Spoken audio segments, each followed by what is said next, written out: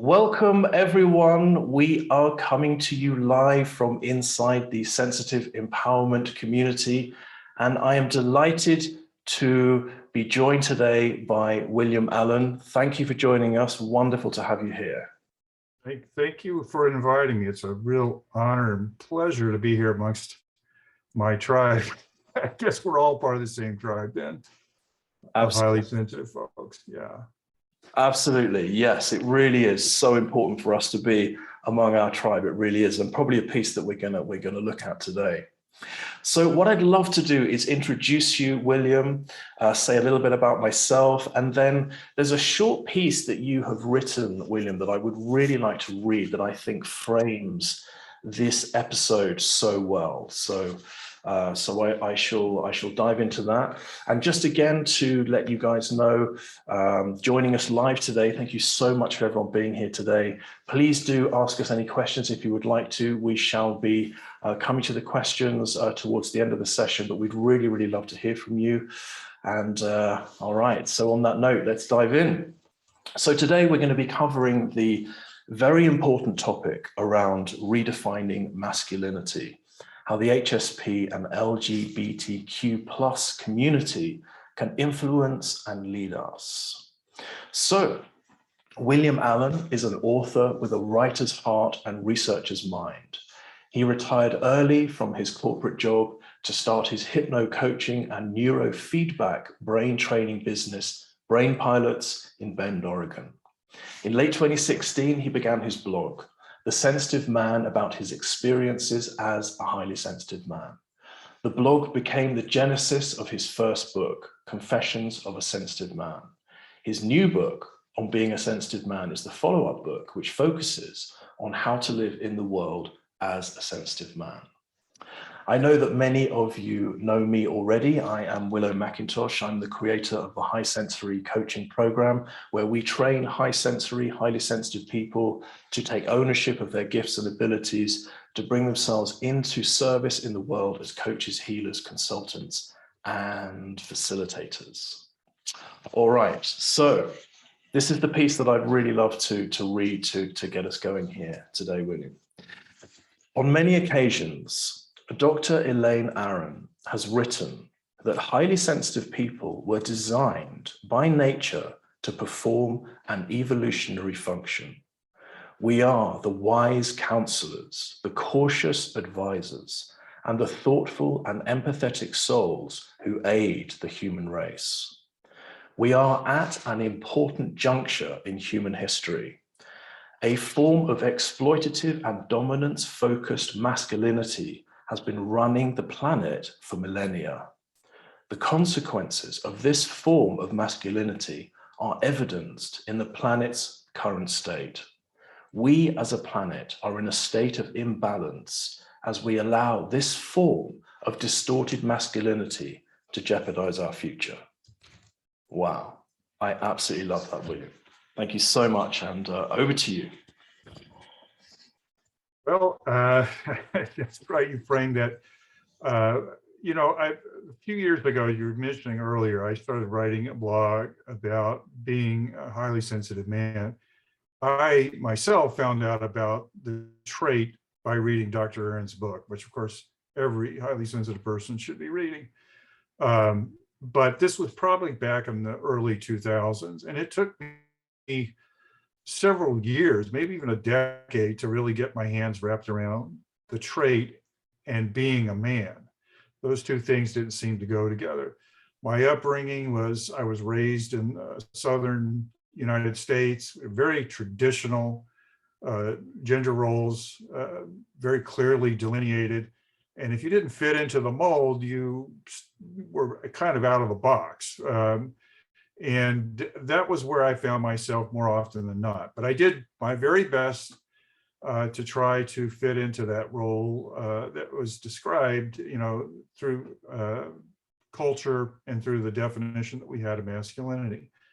Now, let me just say this about masculinity. A lot of people, when you talk about things like toxic masculinity, you're talking about hegemonic or patriarchal masculinity, a lot of men, the hair on the back of their neck bristles up because they think that what you're talking about is men, period.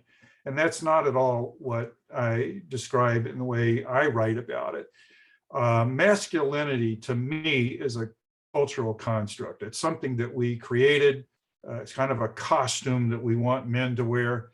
The same is true for the definitions we have for femininity for women. They're just costumes that we put them on. It's not who we are at our essence. It's just something that we wear around as a convention that we do within our society. The things that I talk about with toxic masculinity have to do with domination, subjugation, trying to be the alpha constantly, not being in touch with your feelings and emotions, and also, things that don't allow men to be what I consider to be true human beings. So human beings, we have a very wide palette of behaviors and emotions and things that we can be, but we're not allowed to do that. Some of the things that they ascribe to men don't allow men to be emotional or vulnerable or to be looking for help and that kind of thing. And those are the kinds of things that I think are toxic to men. They don't allow men to express themselves fully. And I think it's kind of at this point, I think in our history, I think we really need to start looking at those role models and those definitions that we have. And like any costume, it can be altered, it can be redesigned, it can be redesigned from scratch, it can be tailored to fit the needs of the time that we're in right now. And I think that's the kinds of things that I have been noticing when I talk to younger men. Now, I'm a baby boomer and in my mid 60s.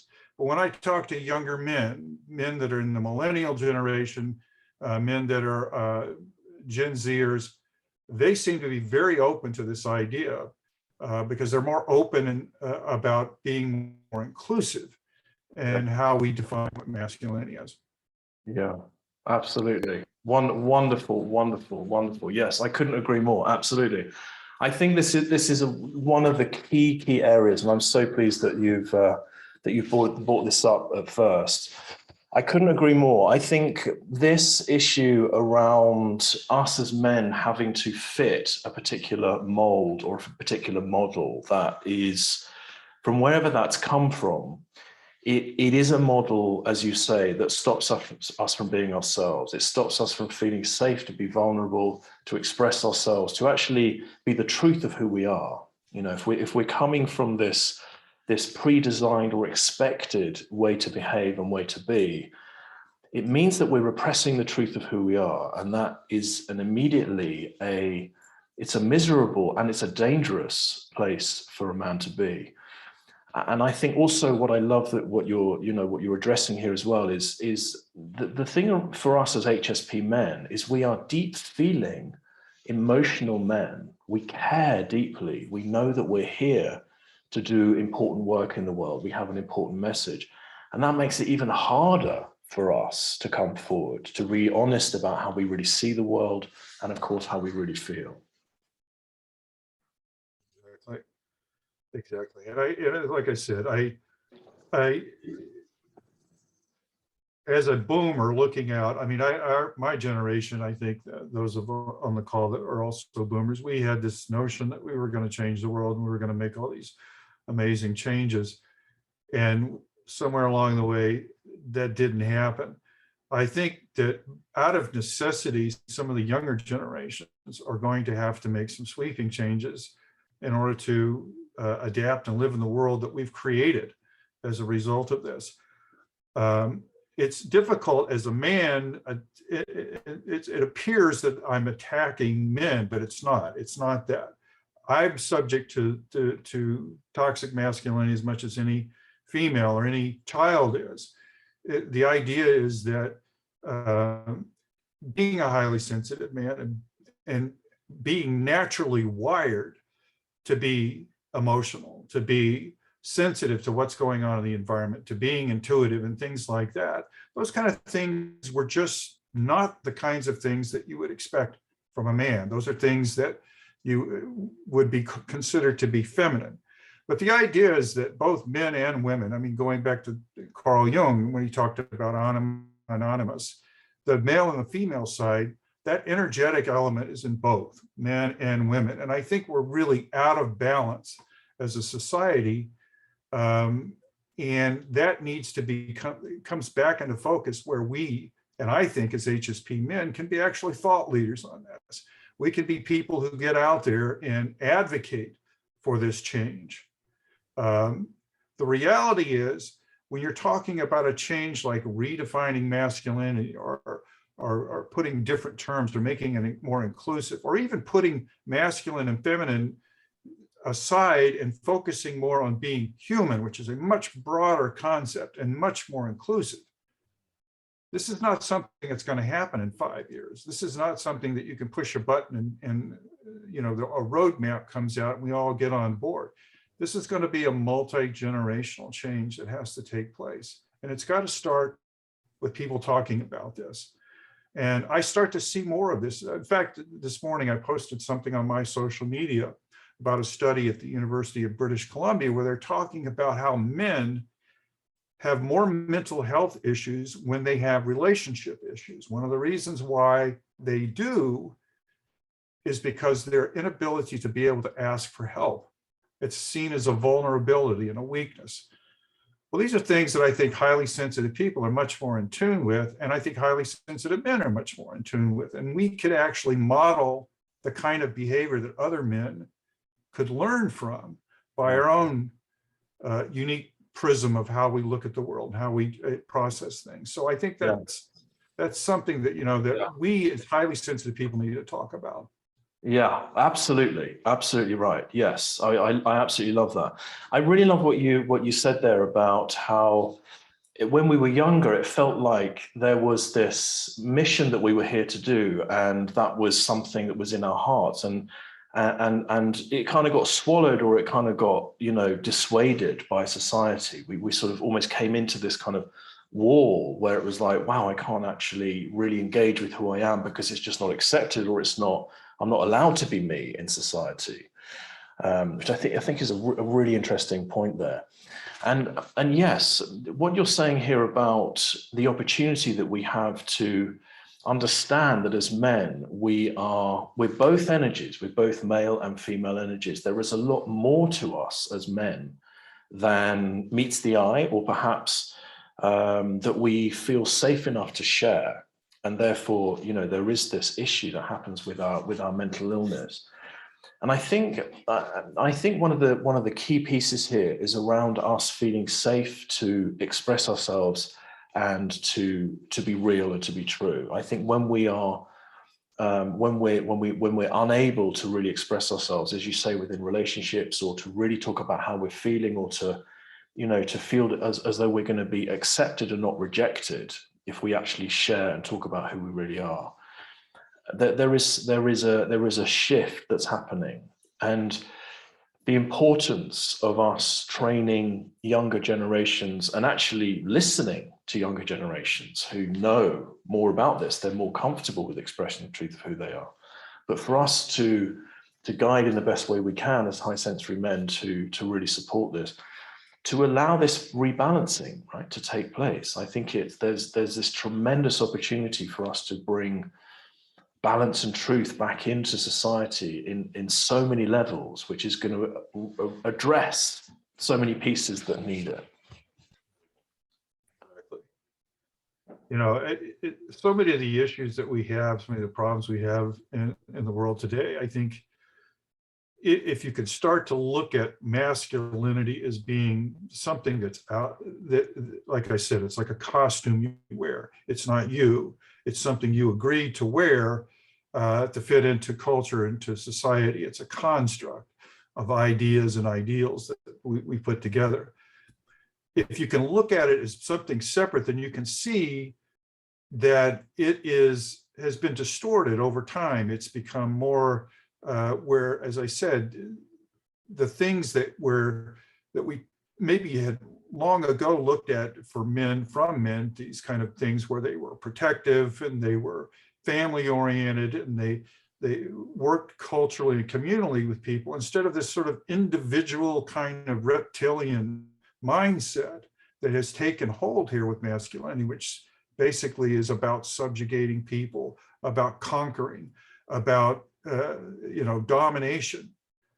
Think about that for a second. It's almost like you could do dotted lines to things like climate change and to wars that we have all the time, and to issues about inequality, whether it's gender or income or social or whatever. Those kind of things come out of that mindset.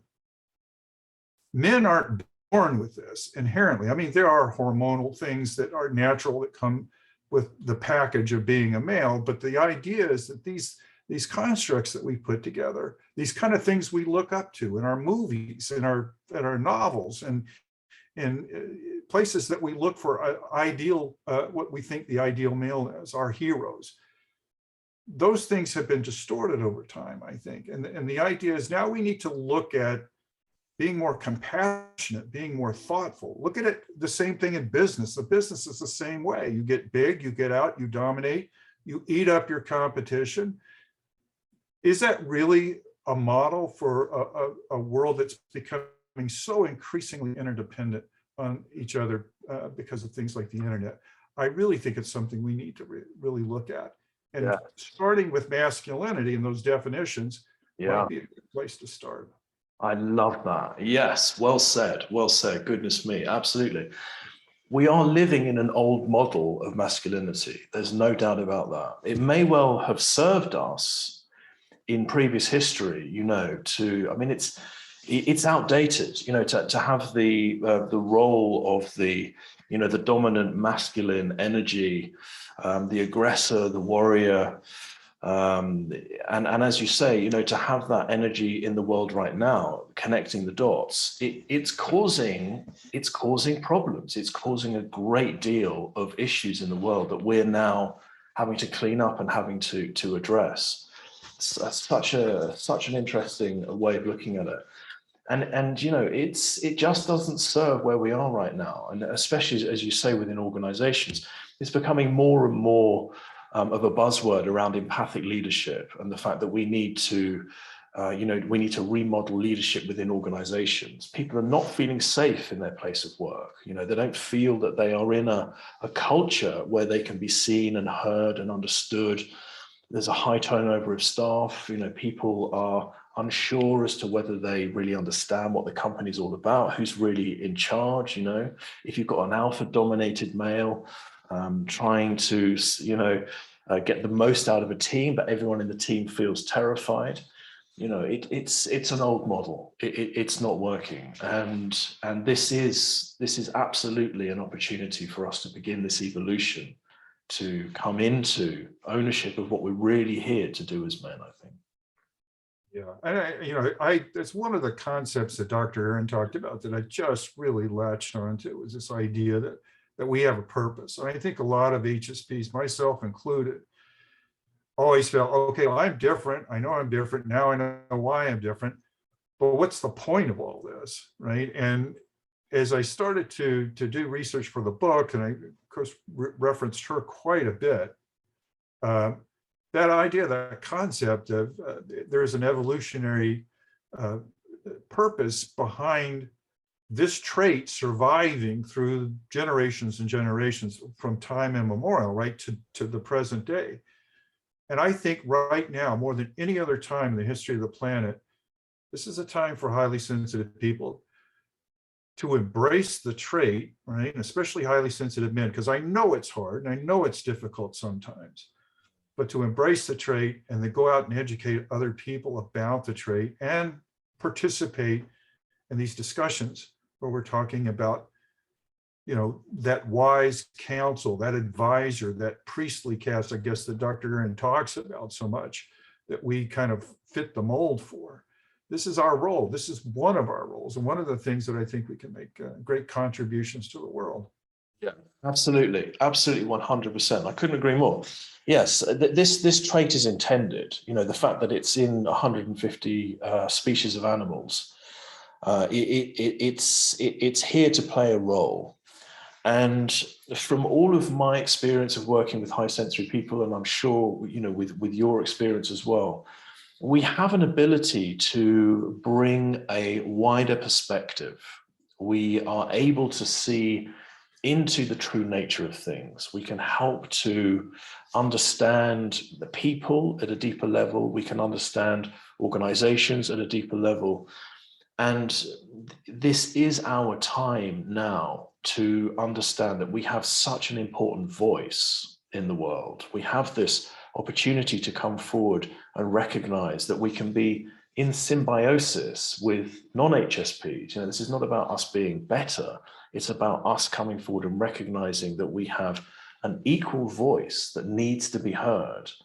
And within that interplay, you know, we can provide this perspective and we can help the existing models of leadership in the world to recognize that, you know, there's a new way, that there's a way to really embrace this. Absolutely. Absolutely. And there's also another important thing that we can do is HSP men is help raise the next generation of HSP boys to become the confident leaders that I know they can be. You know, the studies are out there that support the notion that highly sensitive people, if raised in a positive, nurturing environment, and you maybe I've heard of or read about the flower metaphor, the dandelions and the tulips and the orchids are the highly sensitive people. But if highly sensitive people are raised in a supportive and positive environment with understanding about who they are, how they're wired, why they react the way they do, they grow up to be confident people. But not only do they grow up to be awesome people, they're super awesome because that environment brings out the very best qualities of the highly sensitive person. So being a part of helping younger men and boys as well embrace the trait and understand the trait, which I didn't have. And I suspect a lot of the men on the call did not have either. Growing up, I had no idea. My dad was a highly sensitive man. And I think one of the things he tried to do was steer me out of being like he was internally, so that, you know, I wouldn't wind up being, as in the terminology at the time was, be a sissy, right? So we need to be able to go back and look at that. Now, I've got a grandson coming here in June, and I have every reason to suspect both parents are highly sensitive, that he's going to be highly sensitive as well. So it's going to be a great privilege and honor to be able to help educate him and bring him up in the world. But that's what I think a lot of us highly sensitive men need to be doing, is reaching back to the younger men and helping, aiding them, sharing our experiences and what we've learned, and essentially help them as elders. Goodness me, absolutely right. Absolutely. Yes. I think this is a crucial part of this process. Definitely. It was exactly the same for me growing up. You know, my father did his very best to hide his sensitivity from me and did his very best to make sure that I wasn't showing mine. You know, and it had huge detrimental effects to him and me. And he was doing his best. You know, he was doing what he felt was the right thing to do for what the society expected of him and me as men. You know, he was doing what he was taught.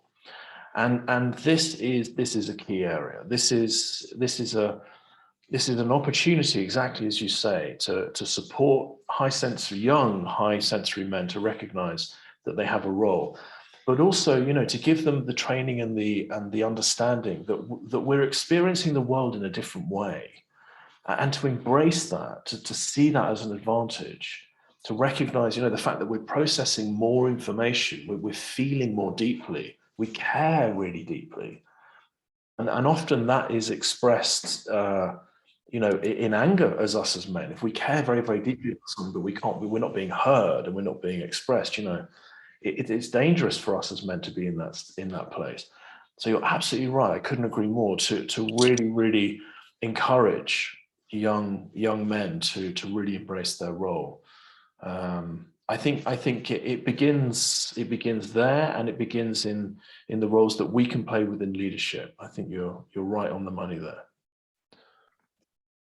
Yeah, I would look, because I came from a corporate environment, I would love, for lack of a better term, infiltrate corporations with the ideas about what highly sensitive people can contribute. Because a lot of times I know that I would kind of, the corporate environment that I worked in was a big bank, and it was an information technology, and it was usually the loudest person that got the most attention. And as you put it before, usually the so-called alphas that were always trying to get up, ladder up. And typically they weren't exactly the smartest people in the room either, because a lot of times their ideas were horrible. But the idea of being able to create environments for highly sensitive people to work in that are positive, that allow them to thrive, is not only a good thing for highly sensitive people, but it's good for the entire environment, because typically we are the canary in the coal mine. We know when an environment gets toxic, because we're the first ones to be affected by it. But some of the ideas, the thoughtfulness, the compassion, empathy, you see this all the time on job descriptions. We're looking for empathetic leaders, but there's nowhere on the application where you check off that you have these qualities, right? It's sort of like they're paying a lot of lip service to it, although it's becoming a little bit louder now than it has been in the past. But those are the things that we do. And getting into the corporate world, sharing our insights as well, feeling confident, comfortable that we can do that. That's another area where we can carry some influence. I know that I managed staff. I had many folks in my staff that were highly sensitive and highly intelligent, and also worked with managers above me who were HSPs and so forth. But I wasn't always so lucky to have that environment. Sometimes it was not like that. Sometimes it got really toxic. So anywhere we can infiltrate, whether it's your community or whether it's at a social level, whether it's a familial level, or if you want to step out on a broader stage, write a book, a blog, get out there, put your name out there somewhere. I think it's the time for us to do that. Yeah, absolutely. Yes, absolutely. This is a topic that I love so much. Is the role that we have in organizations, and it's partly about helping us to have the confidence to be seen and heard within meetings, within the structure of organizations. Our input is so important. I think it's also raising awareness of non-HSPs to understand that they have this resource. There's an advantage within the workforce that has this perspective. Many, 70% of us are introverts, so it's not our way of communicating to be big and loud in a meeting. And exactly as you say, those are the people that get heard. So there's an opportunity there, to raise awareness around this. So whether HSPs that we do speak up in meetings, or perhaps whether we're making notes and we're observing, but then that's being acknowledged and recorded by a manager, or acknowledged by a manager at least, so that can then be brought into the meeting, or it can be acted on accordingly. I think this is a key area, because we're 15 to 20% of the population, so we're 15 to 20% of all workforces, right? So there is a real opportunity here to bring awareness, I think, into organizations, schools, government. It's so important for us to be heard because of this perspective, because we can see that much deeper. Yeah, and it may seem like we're branching out here, but if you think about it, so much of the organizational structure that we have and we're involved with in our society is based on that sort of masculine role model, right? It's incorporated and females adopt it as well. I saw that quite a bit in my career. I would see more females coming into the IT area, and I thought, this is good. This is going to bring some change. And ultimately what happened is these individuals learned that in order for them to succeed, they were going to have to put on the coat of masculinity and be the same way. And some of it did not work out well. And I regret that we encourage that kind of environment for both male and females. So this is kind of, an expansion of that. It touches us in so many different ways. It's not just about little Johnny growing up and learning to be a quote unquote man. It is also affecting everyone, female, males, and non-traditional roles that people are in to this day. So we've got to start looking at this, I think, and trying to figure out how is our current society reflected in what we consider to be what masculine is, what feminine is. And I think those things need to be reevaluated. Yes, absolutely, absolutely. Yes, I think it's a part of it. I think that there's some clarity that helps in some ways around recognizing that there is a part of masculinity that decision-making ability that we have as men, the goal-orientated nature to take action and get things done, that's a wonderful part of who we are. Sure. And yet, when there is imbalance within that, that's when a man, can go out of control. There's a wonderful, not wonderful, but there's a very poignant saying, African tribes, that an uninitiated man will set fire to the village just to feel its warmth. So a man that's blind and just following impulse without the careful, considered counsel is a dangerous man. But yet, the mix, I feel, of us as high sensory men that are able to bring this perspective and this check-in is like, if we're moving forwards here, are we doing that in alignment with the natural balance of things? Is it of the benefit of all? So in that redefinition of masculinity, it's not necessarily about us trying. This is not what you're saying, but it's not about us trying to hold back that driving ability that we have as men, but it's about us as high sensory men to step up and say, can we just check to see where are we going with that? Where is that leading ultimately? Are we thinking about the consequences of what we're doing right now?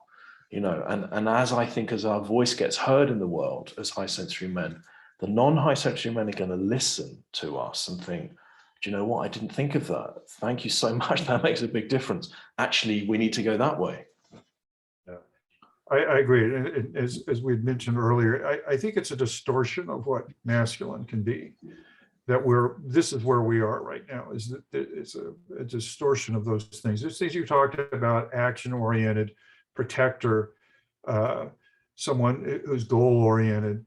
That's a kind of a masculine energy that I think is positive. It is something we definitely want to keep. And I'm not talking about throwing everything out about masculinity. What I'm saying is we need to look at those things that fit with where we are today and keep those. And the ones that don't, we need to either re-examine what their place is or whether we need to take them out altogether. The idea here being more inclusive, allowing men to be more in touch with who they are. This business about being an individual, being authentic and true to yourself, those have almost become cliche, but the reality is that is a truth, right? Is to be who you are, is to be able to express yourself fully and to reach your full potential as an individual. And we need to have mechanisms in place, whether they're these definitions that we have for gender role, to be supportive of that idea and not limiting. And I think that's kind of one of the main things that I am trying to get across in the writings that I do, is to make sure that we're not limiting ourselves as men, as human beings, to being who we can fully be. Yeah, I think that has got to be the most important thing here about this. It's recognizing that as high sensory people, we have the ability to check in around the truth.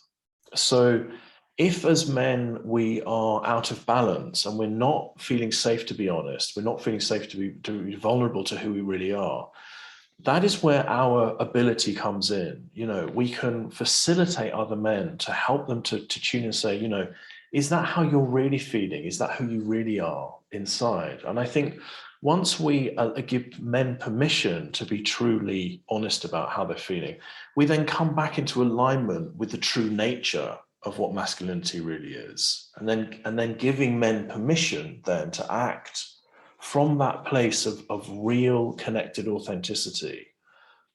Do you know what I mean when I say that? That's one of the gifts that we have, is to check and balance in that way, because we can feel and see that authenticity. Absolutely. And I think it's one of our roles. It's one of our purposes. I mean, the scale to which you want to fulfill your purpose, as far as that's concerned, is up to you. And you all have individual purposes, as I have an individual purpose as well.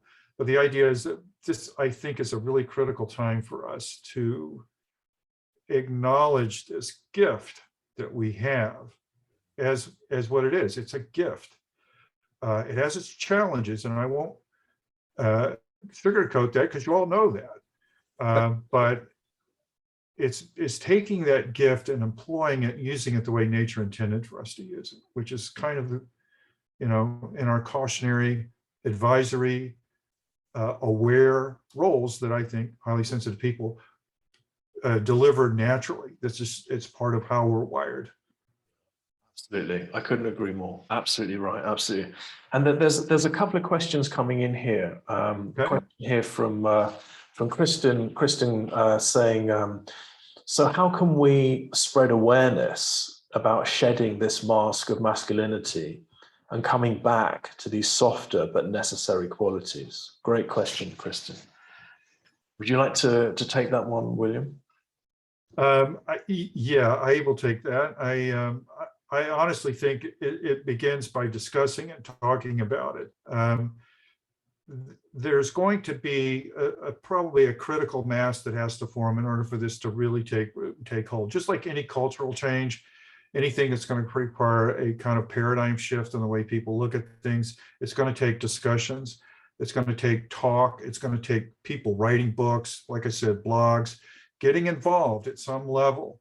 I know that back during the 80s, as a kind of, I wouldn't say counterbalance, but something that came up as a result of the feminist movement that occurred in the 60s and 70s, which was on its way to helping helping women liberate themselves and be able to redefine the roles that they had been traditionally cast in. In the 80s, there was a kind of a movement that men were rising up, and there were a lot of great authors that came out that had written about that, but it just didn't get the traction that I think that the women's movement did. And there, trust me, I'm not saying that women are where they need to be either. I think it's a constant movement that's going to be happening. But there wasn't anything that came along that sort of liberated men from the old model of masculinity that was in many ways holding women back. There should have been a corresponding movement that allowed men to let go of those old things.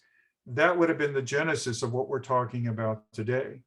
So I think it just takes a revitalization of that movement, and probably a rebalancing of some of the concepts that came out of the early men's movement to fit with this idea that ultimately what we want is balance. So we need to talk about those kind of things. Whatever social groups you're in, whether you're on Facebook or whether you're talking about that in social media, it's about stepping out and talking about it, stepping out about raising it up.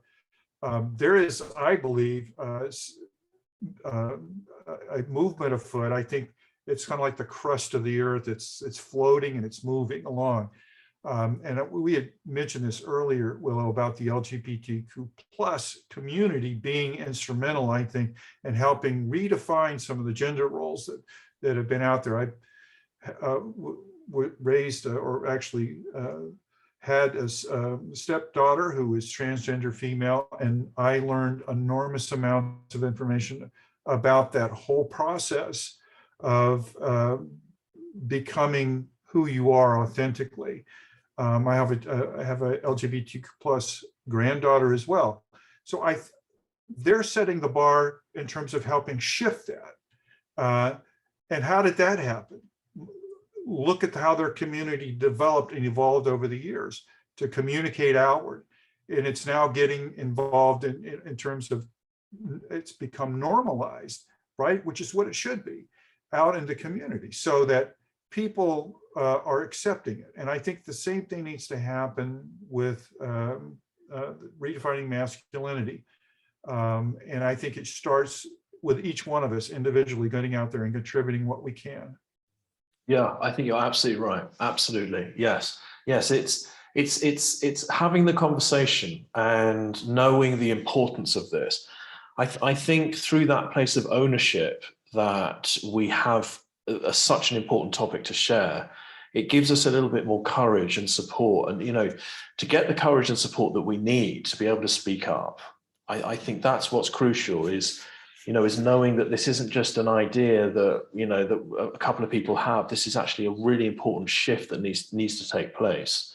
And I think it is about, you're absolutely right, it is about talking about it. It's knowing that this needs to be heard and challenging outdated models, challenging outdated ways of thinking that are, not necessarily aggressively, but just inviting people to look at things differently. I think that's how the changes begin, isn't it? It's about challenging old paradigms that are really old within society by discussing it, by talking about it, and by bringing new perspectives. Because we have this movement of millennials, and people that are coming in that are just, they won't have it. My daughter, she's 19 now, and she won't stand for the kind of models that don't serve equality. She's so passionate about equality. It's embedded right into her soul. So I think that's the piece. Yeah, go on. Yeah, and Willow, I really believe this. I mean, I had no intention of writing books and speaking. And, when I started the blog, it was just my way of getting some questions answered for me. And I just recently looked at how many articles I'd written on masculinity. There was 2 pages full of articles or blog articles that I had written about it. The idea is, I think, step out there, put it in somewhere in your conscious awareness, and maybe even repeat it so it becomes part of your unconscious as well, so that you'll start looking for things, places where you can fit in, things that you can do, and trust your intuition. It will lead you where you need to go. This is where it took me to writing books and now talking about this in a more public venue that I probably wouldn't have done 10 years ago, and now I am. So you have to kind of put yourself out there as well, trust your intuition, set the intention that you're going to do that, and I think you'll be guided to where you need to go. Nice. Well said. Well said. Absolutely. Yes. Yeah. To have that courage to step up and do what's in our hearts, 100%. Very, very important as high sensory people.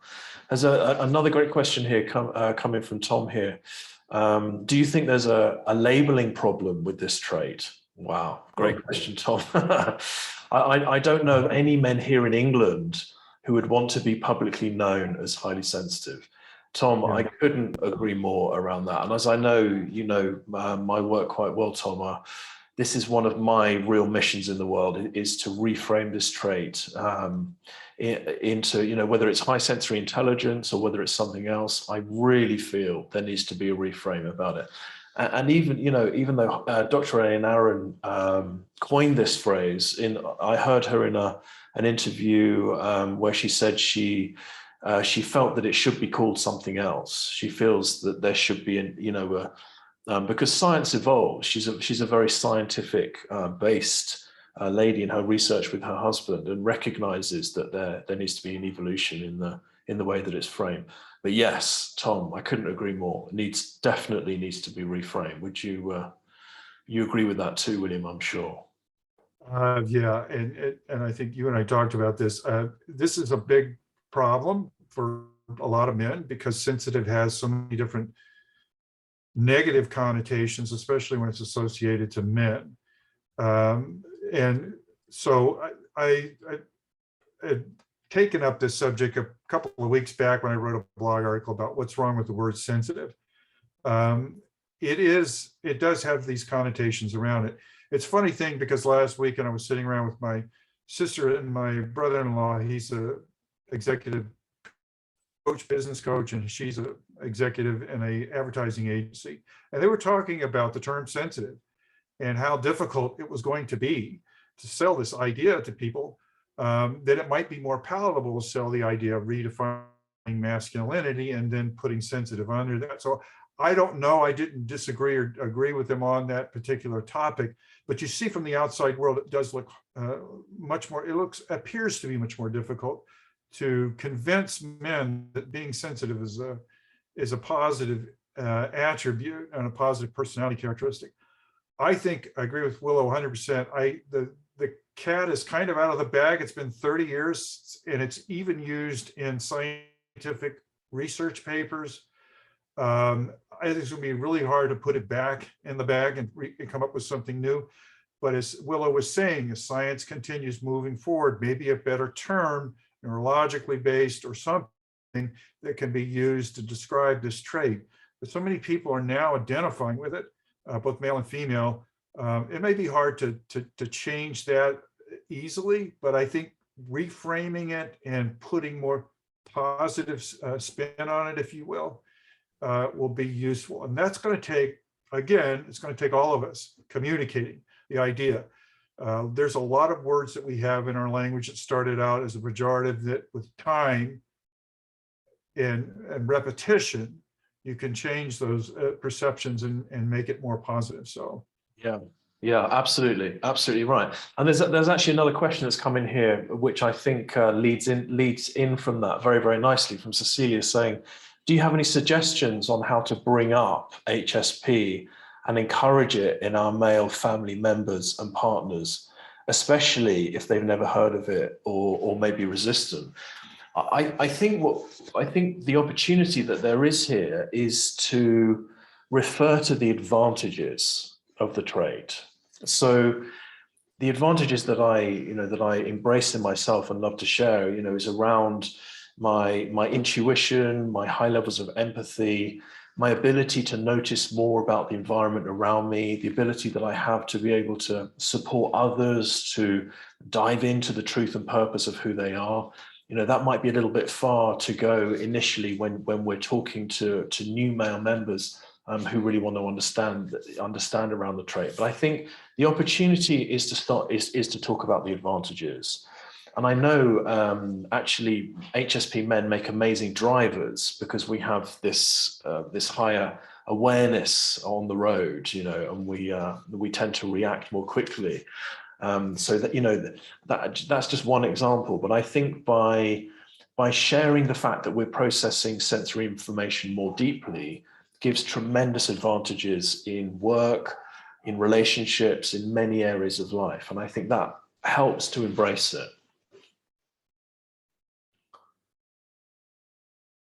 Yeah, would you? Absolutely. I totally agree with you there, Willow, as well.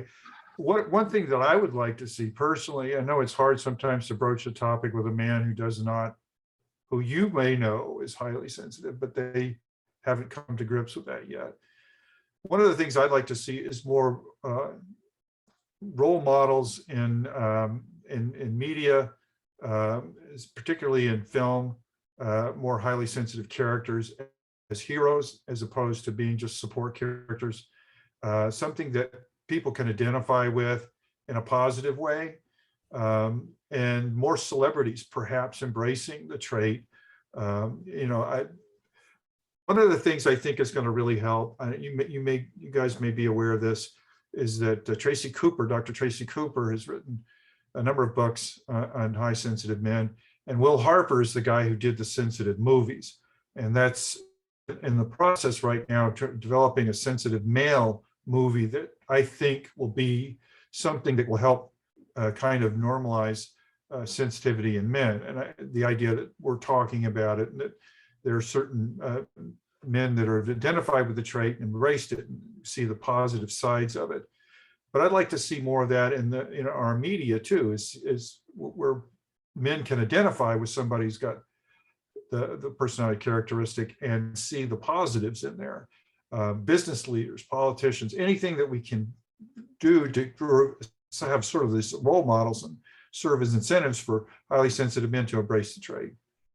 Yeah, I couldn't agree more. I mean, that's got to be where this starts to gain momentum and traction. Surely, it's because this isn't a trait that gets developed through trauma or through conditions. It's an inherent part of our human nature. It's intended, and you're absolutely right. It's time for this to be embraced and normalized, and by having celebrities come forward, or the right voices, as you say, Will Harper and Tracy Cooper, to help us to recognize that this is something to be embraced. It's a part of who we are. It doesn't make sense for it to be on the sidelines. It is a crucial part of where we're going, and for all the men that are out there that are highly sensitive, they need to know that it's who they are, and that's to be embraced.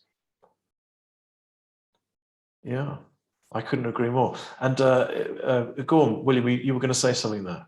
I just going to say to the person's question, if it's one of those kind of things you want to share another man's experience of going through kind of the process of adopting and embracing their sensitivity.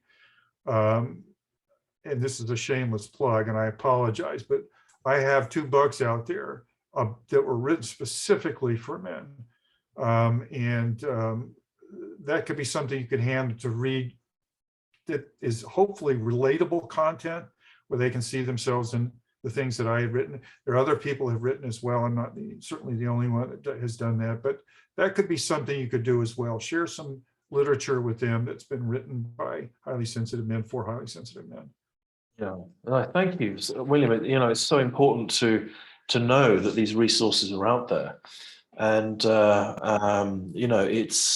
it really makes a big difference to know other men that have been through the experiences that you've been through. It makes a massive difference to get the right support and the right pieces in place. And I'd like to ask you, because we're coming to time soon. There's so much more to explore in this, and goodness me, we could talk about this all day, and I'd really love to. But how can people reach out to you? How can they find your books? How can they work with you if they would like to do that? I know that people would love to hear that.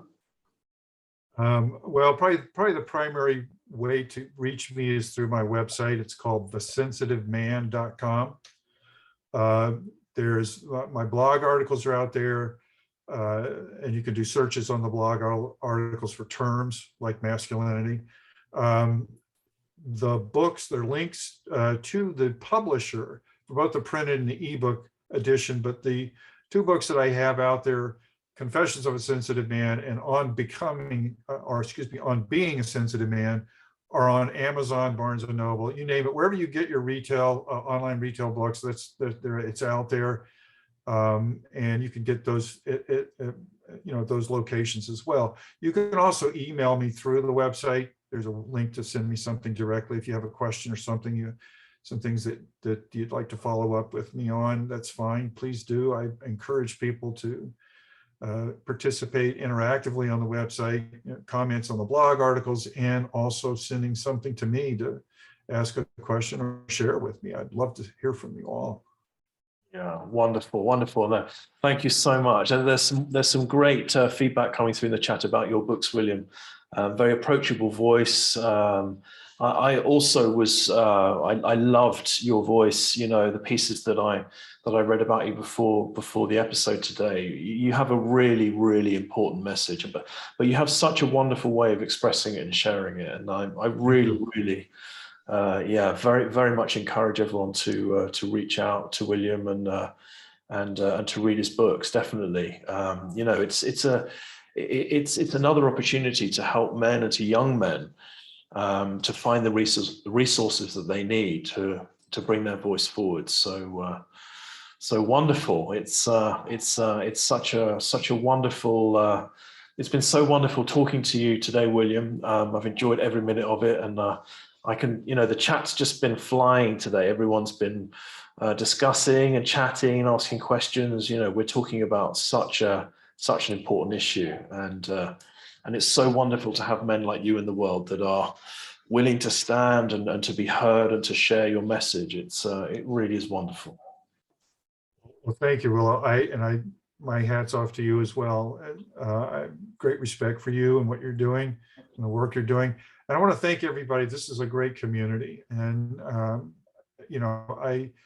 think this is the kind of thing we need. We need forums where people can support each other. And so it's been a real honor and to be here, and a pleasure as well. Absolutely. Absolutely. Thank you. Yes. And yes, a big thank you to everyone who's joined us here today. It means so much to have you aboard for these live sessions, to have your input and your care, and please do spread the word. Please do encourage young men of all ages to embrace this trait and to really come forward and recognize that our voice is so important.